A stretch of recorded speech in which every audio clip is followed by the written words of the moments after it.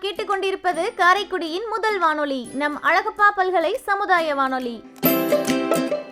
இன்று அக்டோபர் 1 உலக முதியோர் தினம். ஆகவே நிகழ்ச்சியை கேட்டுக்கொண்டிருக்கும் முதியோர்களுக்கு அழகப்பா பல்கலை சமுதாய வானொலியின் சார்பாக முதியோர் தின நல்வாழ்த்துக்கள். இன்று நம் அழகப்பா பல்கலை சமுதாய வானொலியில் நம் அழகப்பா பல்கலைக்கழகத்தின் கலைப்புல முதன்மையர், சமூக பணித்துறை தலைவர், அரசியல் மற்றும் பொது நிர்வாகத்துறை தலைவர் பொறுப்பு மதிப்பிற்குரிய பேராசிரியர் கூரா முருகனையா முதியோர் தினத்திற்கான சிறப்புரையை ஆற்ற 90.8 நம் அழகப்பா பல்கலை சமுதாய வானொலியில் இணைகிறார். அழகப்பா பல்கலை வானொலி நேயர்களுக்கு வணக்கம். ஆண்டொன்று போனால் அகவை ஒன்று போகும் என்பது எவ்வளவு உண்மையோ அதே அளவுக்கு உண்மை அனுபவங்களின் அமுத சுரபியாக முதியவர்கள் மட்டுமே இருக்க முடியும் என்பது.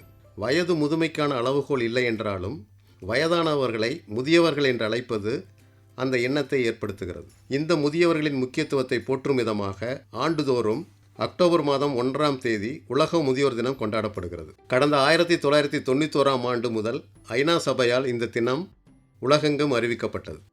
ஒவ்வொரு ஆண்டும் ஒரு பொது தலைப்பின் கீழ் திட்டமிடப்படும் இந்த நாள். இந்த ஆண்டு அனைத்து வயதினருக்கும் டிஜிட்டல் சமபங்கு என்ற தலைப்பில் திட்டமிடப்பட்டுள்ளது. வரலாற்றிலேயே முதல் முறையாக அதிகமான எண்ணிக்கையில் முதியவர்கள் வாழ்ந்த ஆண்டு 2019ஆகத்தான் இருக்கும் என்பது இங்கு ஒரு கூடுதல் தகவல். வார்த்தைகள் தடுமாறும் என்றாலும் வாழ்க்கை தடுமாறாமல் வழிகாட்ட வல்லவர்கள் முதியவர்கள். முதியோர் இல்லங்கள் என்ற அமைப்பு முறையை அடுத்த தலைமுறைக்கு காட்ட முடியாத காலம் வரட்டும். நம் நாட்டில் சில வேளைகளில் புறக்கணிக்கப்பட்டு வரும் மூத்த குடிமக்களின் முக்கியத்துவத்தை உணர்த்தவே இந்நாள் கடைபிடிக்கப்படுகிறது. நமது முதியோர்களை மகிழ்ச்சியோடு வைத்துக் கொள்ளும் கடமை நமக்கு இருக்கிறது என்பதை இந்நாள் வலியுறுத்துகிறது. உலக சுகாதார நிறுவனத்தின் புள்ளி விவரப்படி உலக அளவில் 60 வயதுக்கு மேற்பட்டோர் 60 கோடி பேராகும். 2025 இது இரட்டப்பாகி 2050 200 கோடியை தாண்டி விடலாம்.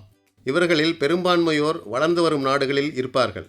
மருத்துவ வளர்ச்சி, ஊட்டச்சத்து மேம்பாடு, சுத்தம், மருத்துவ அறிவியல், சுகாதார பராமரிப்பு, கல்வி மற்றும் பொருளாதார உயர்வு ஆகியவற்றால் வாழ்நாள் அளவு உயர்ந்து வருகிறது.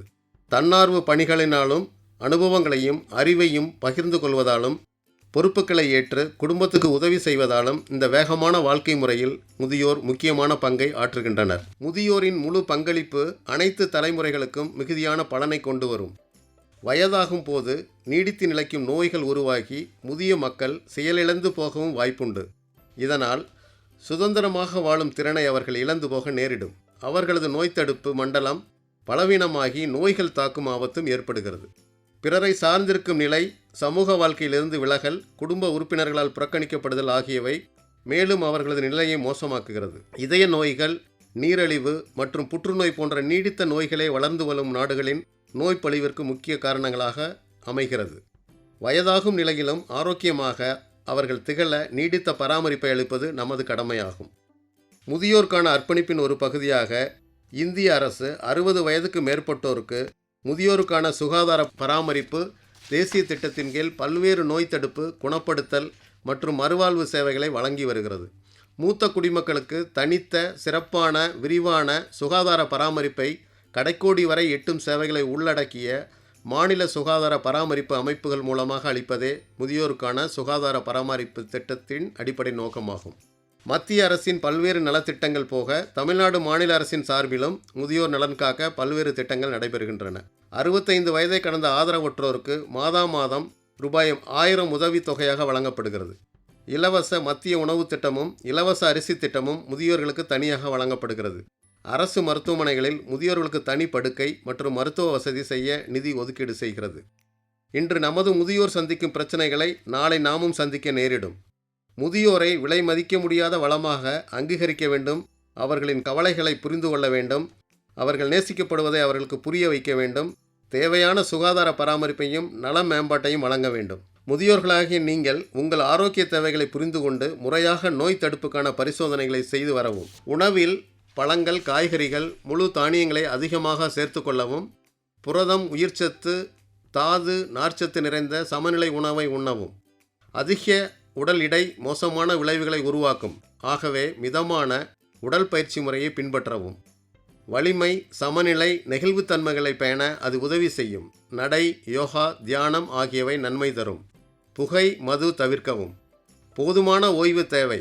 உடலை அதிகமாக வருத்தக்கூடாது. சமூக கலாச்சார நடவடிக்கைகளில் ஈடுபடவும் குடும்பத்தோடும் நண்பர்களோடும் மகிழ்ச்சியாக இருக்கவும் பரிந்துரைக்கப்பட்ட மருந்துகளை மருத்துவர் ஆலோசனையின்றி நிறுத்தக்கூடாது. பொருளாதார சமூக வளர்ச்சிக்கு முதியோர் பேரளவில் நன்மைகளை வழங்குகின்றனர். இருப்பினும் பாராபட்சமும் சமூக புறக்கணிப்பும் தொடர்கின்றன. சமூக பொருளாதார அளவில் செயல்திறனுடன் பாதுகாக்கவும் ஆரோக்கியமாகவும் முதிர்ந்து வரும் மக்கள் கூட்டம் திகழுவதை உறுதிப்படுத்த நாம் இந்த பாராபட்சத்தை களைந்தே தீர வேண்டும். இந்திய அரசின் அறிவியல் மற்றும் தொழில்நுட்பத்துறையின் கீழ் இயங்கி வரும் விக்யான் பிரசார் அமைப்பும் மற்றும் அழகப்பா பல்கலைக்கழகமும் இணைந்து மூத்த குடிமக்களுக்கு சீரிய முறையில் உதவும் வகையில் உடல்நலம், மனநலம் மற்றும் நல்ல சமூக உறவு பற்றிய புதிய மற்றும் முக்கிய தகவல்களை வானொலி மூலம் கொண்டு சேர்ப்பதற்கான ஒரு கூட்டு திட்டத்தை செயல்படுத்த மத்திய அரசு ரூபாய் 24 லட்சம் அளித்துள்ளது. அறிவியல் அறிவை வளர்ப்பது மற்றும் அறிவியல் அணுகுமுறையை மக்களிடையே பிரபலப்படுத்தும் விக்யான் பிரசாரின் முயற்சியின் ஒரு முக்கிய பகுதியாக இத்திட்டம் செயல்படுத்த உள்ளது. 624 நிகழ்ச்சிகள் தயாரிக்கப்பட்டு அவை இணைய வானொலி மற்றும் சமூக வானொலி மூலம் ஒளிபரப்பப்பட உள்ளன. சிறந்த சமூக பங்கேற்பு மூலம் மூத்த குடிமக்கள் மகிழ்ச்சியான வாழ்க்கையை நடத்த உதவுவதே இத்திட்டத்தின் முக்கிய நோக்கமாகும். மூத்த குடிமக்கள் தங்களின் திறமையை வெளிப்படுத்தவும் அவர்களின் தனிப்பட்ட அனுபவங்களை மற்றவர்களின் நலனுக்காக பகிர்ந்து கொள்ளவும் உதவும் வகையில் இந்நிகழ்ச்சிகள் அமையும். மேலும் அவர்களிடையே சிறந்த சமூக உறவு, உடல்நலம் மற்றும் மனம் நலம் பற்றிய அறிவியல் ரீதியான உண்மைகளையும் சரியான தகவல்களையும் கொண்டு சேர்க்கும் விதத்தில் இவை தயாரிக்கப்பட உள்ளன. மூத்த குடிமக்கள் அர்த்தமுள்ள ஈடுபாட்டுடன் செயல்படவும் தனிமையின் தாக்கத்திலிருந்து விடுபடவும் உதவிடும் வகையில் இந்நிகழ்ச்சிகள் அமைக்கப்பட உள்ளன. மேலும் அவர்கள் மருத்துவ, சட்டம், பயணம், சேமிப்பு, காப்பீட்டு சலுகைகளை பெறுவதற்கான திட்டங்கள் குறித்த தகவல்களை சரியான நேரத்தில் எவ்வாறு பெறுவது என்பதையும் இந்நிகழ்ச்சிகள் வாயிலாக அறிந்து கொள்ள வழிவகுக்கும். Skype, zoom, Google Pay, Paytm மற்றும் பிற இணையவழி பண பரிமாற்ற பயன்பாட்டிற்கான அடிப்படை தொழில்நுட்ப பயிற்சி இவர்களுக்கு இத்திட்டத்தின் கீழ் அளிக்கப்படும். மன அழுத்தத்தை கையாளுவதற்கான உதவி குறிப்புகள் வழங்கப்படும். அறிவியல் வினாடி வினா நிகழ்ச்சிகள் மற்றும் படைப்பாக்க திறமையை வெளிக்கொணரும் நிகழ்ச்சிகள் நடத்தப்படும். மூத்த குடிமக்களின் மகிழ்ச்சியான மற்றும் அமைதியான வாழ்க்கைக்கு சரியான பாதைகளை காட்டும் விதத்தில் இத்திட்டம் வடிவமைக்கப்பட்டுள்ளது.